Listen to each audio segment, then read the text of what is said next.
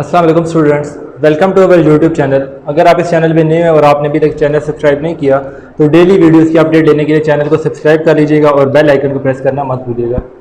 Last time हम जो lecture discuss कर रहे थे उसमें हमने साउंड का इंट्रोडक्शन पढ़ा था कि साउंड है क्या, ये जनरेट कैसे किया जाता है, इसकी प्रोपगेशन कैसे होती है, ठीक है, और ये वेव के तौर पर कैसे एक्ट करता है कि साउंड कैसे वेव है।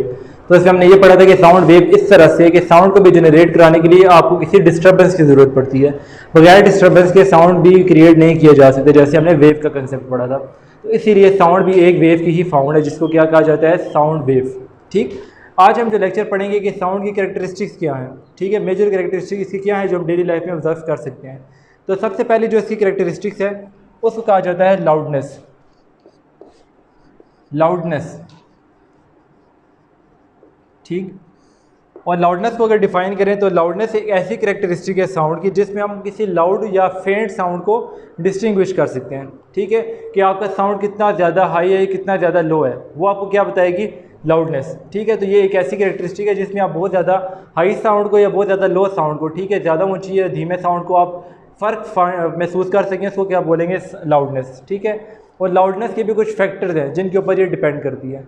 ठीक है, अगर आप लेट्स सपोज जो आपका सोर्स है जहाँ से साउंड आ रहा है, अगर आप उसके करीब हैं तो आपको ज़्यादा साउंड सुनाई देगी, और अगर आप दूर जाते जाएंगे तो आपको कम साउंड सुनाई देगी। ठीक है, तो इस तरह कुछ फैक्टर्स हैं इसके लाउडनेस के, और वो फैक्टर कौन से हैं? सबसे पहला क्या फैक्टर है इसका, amplitude.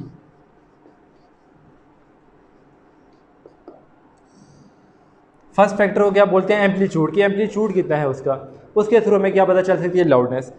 So loudness of the sound varies directly with the amplitude of the vibrating body. ठीक है, कि इसका डायरेक्ट रिलेशन है आपके एम्पलीट्यूड के साथ। अगर किसी वेव का एम्पलीट्यूड बहुत ज़्यादा है तो इसका मतलब क्या है, उसकी लाउडनेस भी ज़्यादा होगी।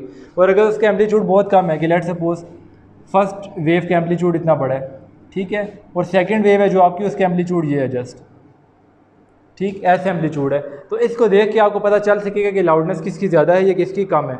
ठीक है, ये देखें इसका एम्पलीट्यूड कितना बड़ा है, ये आपका एम्पलीट्यूड है, ठीक है, ये देखिए ये भी एम्पलीट्यूड है, और इसका एम्पलीट्यूड कितना कम है, तो इस केस में क्या होगी, लाउडनेस आपकी ज़्यादा, और यहाँ पर आपकी लाउडनेस क्या होगी, कम। ठीक है, तो आप जस्ट इसका ग्राफ देख के, इसकी वेव की फॉर्म देख के बता सकते हैं कि लाउडनेस कम है या ज़्यादा। तो पहला फैक्टर क्या होगा इसका, एम्पलीट्यूड, कि एम्पलीट्यूड को देख के आप बता सकते हैं कि आपकी लाउडनेस ज़्यादा है या कम है, ठीक है, फेंट है या हाई है। तो ये आपका पहला फैक्टर है लाउडनेस, जिसके ऊपर डिपेंड करता है। सेकंड फैक्टर इसका क्या है, area of the vibrating body, कि जिस बॉडी के थ्रू आप साउंड क्रिएट कर रहे हैं उसका एरिया कितना है। अगर तो उसका एरिया बहुत ज़्यादा कम है तो आपको साउंड भी कम सुनाई देगी, ठीक है, और अगर आपका एरिया जो बॉडी है उसका बहुत ज़्यादा है तो उसका साउंड आपको ज़्यादा सुनाई देगा। इस एग्जांपल ये ले सकते हैं कि आपकी जो ड्रम होता है, ठीक है, अगर आप उसके ऊपर हिट करें, ठीक है, उसको बीट करें, अगर उसका एरिया लेट्स सपोज जस्ट इतना से एरिया उसका, ठीक है, जो आपका ड्रम है, तो आप इसके ऊपर अगर हिट करते हैं तो इस एरिया के ऊपर शायद आपको कम साउंड सुनाई दे।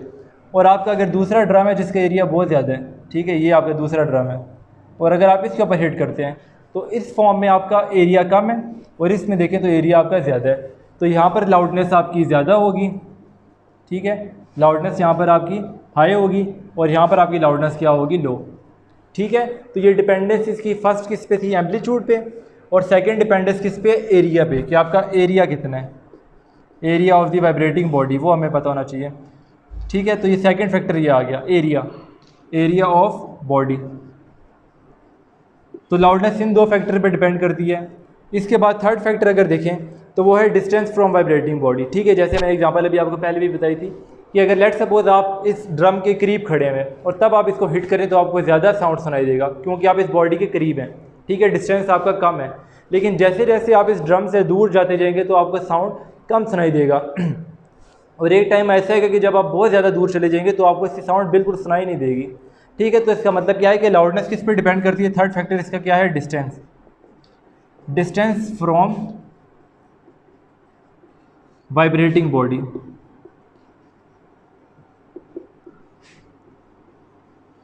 तो ये तीन ऐसे फैक्टर है जिनके ऊपर आपकी लाउडनेस डिपेंड करती है। ठीक है, एम्पलीट्यूड ज़्यादा होगा तो लाउडनेस ज़्यादा होगी, एम्पलीट्यूड कम है तो लाउडनेस कम होगी। अगर एरिया बॉडी का ज़्यादा है तो ज़्यादा लाउडनेस होगी, अगर एरिया कम है तो लाउडनेस कम होगी। थर्ड क्या था, डिस्टेंस, डिस्टेंस ज़्यादा हो जाएगा तो लाउडनेस कम हो जाएगी, और अगर डिस्टेंस कम होगा तो लाउडनेस आपकी ज़्यादा हो जाएगी। ठीक है, तो ये तीन फैक्टर ऐसे थे जो आपके डिपेंड करते थे लाउडनेस पे। अब एक आपका कंसेप्ट आता है पिच का, पिच किसको बोलते हैं, ठीक है। अब वो देख लेते हैं। ये 3 फैक्टर्स आपने देख लिए। इसके बाद देखते हैं एक कंसेप्ट पिच, कि साउंड के केस में पिच को क्या कहा जाता है।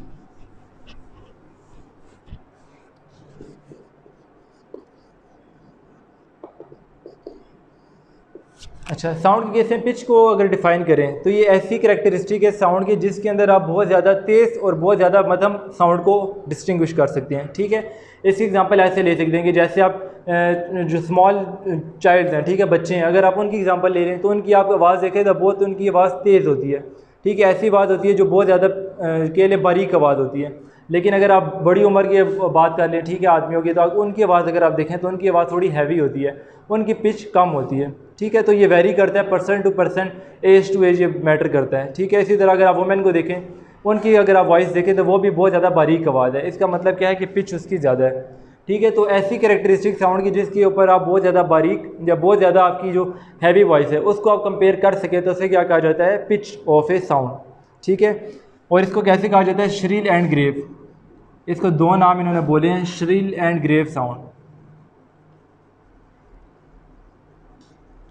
ठीक, कि बहुत ज़्यादा बारीक या बहुत ज़्यादा आपका हैवी साउंड अगर है तो उसको डिफ्रेंशिएट क्या करेगी, पिच, सही।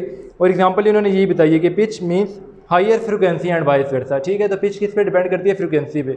जो स्मॉल चाइल्ड है, बच्चे हैं, उनकी जो वॉइस होती है उसकी पिच ज़्यादा होती है, ठीक है, क्यों, क्योंकि उनकी फ्रिक्वेंसी ज़्यादा है, ठीक है। और जो आपकी वो गर्ल्स हैं, वुमेन हैं, उनकी भी पिच वॉइस की ज़्यादा होती है, क्यों, क्योंकि उनकी फ्रिक्वेंसी वॉइस की ज़्यादा है, ठीक है। लेकिन जो मर्द हैं उनकी आवाज़ में पिच कम होती है, क्यों, क्योंकि उनकी फ्रिक्वेंसी कम होती है, ठीक है। तो ये एक था टॉपिक आपका पिच का। पिच के बाद एक लास्ट इसकी क्वालिटी है, कि क्वालिटी साउंड की क्या होती है, quality of A sound. Quality को डिफाइन करें तो ये ऐसी कैरेक्टरिस्टिक है साउंड की जिसके अंदर हम डिफ्रेंशिएट कर सकते हैं सेम लाउडनेस को और पिच को, ठीक है। जैसे हम एग्जांपल लेते हैं एक आपके वायलिन की, ठीक है, एक वायलिन आपका, तो उसकी एक स्पेसिफिक किस्म की वेव हो सकती है, ठीक है। लेट्स सपोज वायलिन, उसकी वेव कुछ इस तरह की बने आपके पास, ठीक है, इस तरह की वेव आ सकती है। तो इसका एम्पलीट्यूड ज़्यादा या कम हो सकता है, ठीक है, लेकिन वेव इसकी हमेशा इसी शक्ल की बनेगी, ठीक है, और आवाज़ भी इसकी ऐसे ही रहेगी, ठीक है। लेट्स सपोज आपका एक कमरा ऐसा जो क्लोज है और जहाँ पर कोई पर्सन बैठ के वायलिन प्ले कर रहा है, लेकिन आपको नहीं पता कि उसके पास वायलिन है या नहीं, लेकिन जस्ट आप उसकी आवाज़ सुन के बता सकते हैं कि ये वायलिन प्ले कर रहा है। अगर गिटार है उसके पास तो आप बगैर देखे सिर्फ आवाज़ सुन के बता सकते हैं कि गिटार प्ले कर रहा है। अगर ड्रम है तो आप बता सकते हैं कि ड्रम बीट कर रहा है, क्यों, क्योंकि इनकी अपनी अपनी क्वालिटी है, ठीक है। लाउडनेस और ये सब कुछ सेम होगा, जस्ट इसका एम्पलीट्यूड चेंज हो सकता है, सही है। इसकी एग्जांपल इन्होंने ऐसे बताई है कि ट्यूनिंग फोर्क है, ट्यूनिंग फोर्क की वेव लेंथ इस तरह से बनेगी वेव, ठीक है। तो जस्ट इसकी वेव लेंथ देखें आप, सेम वेव चलती जा रही है, तो इस वेव के ज़रिए आपको क्या पता चलेगा कि ट्यूनिंग फोर्क की बात आपने सुनी है, ठीक है। और इसके बाद एक फ्लूइड की इसने वेव बनाई है, तो जस्ट आप वेव लेंथ को देख के बता सकते हैं क्वालिटी के बारे में, ठीक है, कि किस तरह की क्वालिटी है साउंड की। देखिए ड्रम बज रहा है, अगर आप ड्रम को प्ले कर रहे हैं, वायलिन है, गिटार है, इस तरह की कुछ भी फ्लूइड हो सकता है, जस्ट आप उसकी आवाज़ सुन के उसकी क्वालिटी का बता सकते हैं कि आप कौन सा इंस्ट्रूमेंट प्ले कर रहे हैं, ठीक है। तो ये थी आपकी क्वालिटी ऑफ ए साउंड।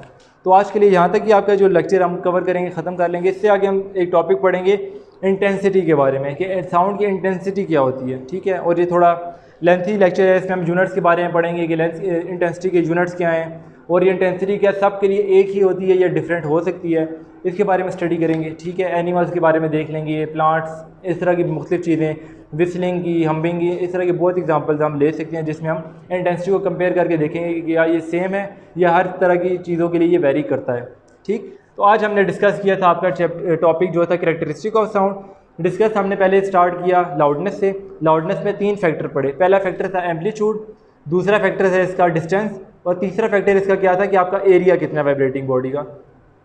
ये 3 फैक्टर पढ़ने के बाद हमने पिच के बारे में पढ़ा कि पिच क्या है। पिच में हमने पढ़ा कि आपकी जो एक बहुत ज़्यादा बारीक आवाज़ है और बहुत ज़्यादा अगर हैवी वॉइस है, अगर इन दोनों को आपने कंपेयर करना है तो वो क्या बताती है हमें, पिच, ठीक है, पिच के थ्रू हम बता सकते हैं। क्वालिटी के बारे में पढ़ा हमने कि ऐसी कैरेक्टरिस्टिक साउंड की जिसमें लाउडनेस सेम हो, ठीक है, लाउडनेस भी सेम हो और आपकी क्वालिटी भी सेम हो, उसको क्या कहा जाता है, आपका क्वालिटी ऑफ ए साउंड। इसकी एग्जांपल हमने क्या ली कि अगर आप वायलिन प्ले कर रहे हैं तो बगैर आप देखे बता सकते हैं कि वायलिन प्ले हो रहा है, ठीक है, क्योंकि इसकी स्पेसिफिक क्वालिटी है। अगर ड्रम बीट कर रहे हैं तो बगैर देखे आप बता सकते हैं कि ड्रम की आवाज़ आपने सुनी, क्योंकि उसकी भी एक अलग अपनी क्वालिटी है, ठीक है। तो जस्ट आप उनकी आवाज़ सुन के उनकी क्वालिटी के बारे में गैस करके नाम बता सकते हैं इंस्ट्रूमेंट का कि आप किस तरह के इंस्ट्रूमेंट को प्ले कर रहे हैं, सही। तो आज का लेक्चर यहाँ पर ही एंड करेंगे। नेक्स्ट लेक्चर हमारा होगा इंटेंसिटी के बारे में। इस लेक्चर में किसी भी तरह का क्वेश्चन हो तो आप कमेंट सेक्शन में बता सकते हैं। सी यू इन नेक्स्ट लेक्चर। अल्लाह हाफिज़।